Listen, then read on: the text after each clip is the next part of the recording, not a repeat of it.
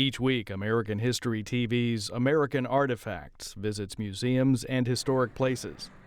Housed in a historic bank building at 48 Wall Street in New York City, the Museum of American Finance contains permanent exhibits about the history of stocks, bonds, financial markets, banking, and currency.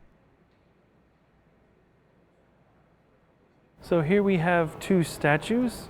One of them is Alexander Hamilton, and one of them is Aaron Burr. I won't say who's who yet.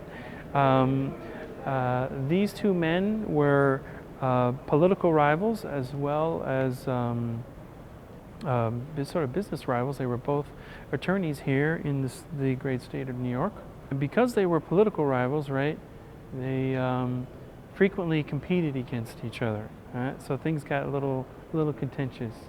There were many different episodes in which they clashed with each other. But I will say that the most important thing to keep in mind is that when these two men ultimately decided to duel with each other, right, Aaron Burr was actually the sitting vice president of the United States.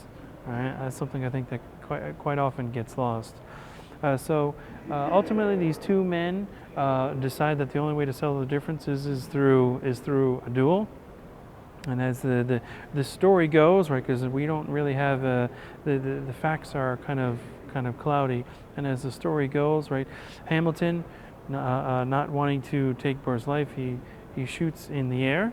All right, Burr feels like it's appropriate to shoot Hamilton, takes dead aim at Hamilton and shoots him. He dies 2 days later. All right. So I don't know if you can tell the way these two men are standing, if you can make out who is who. All right. But this one here is in fact Hamilton, and you can see that his arm is actually slightly raised. Okay. And he only appears to be sort of generally looking in the direction of Aaron Burr.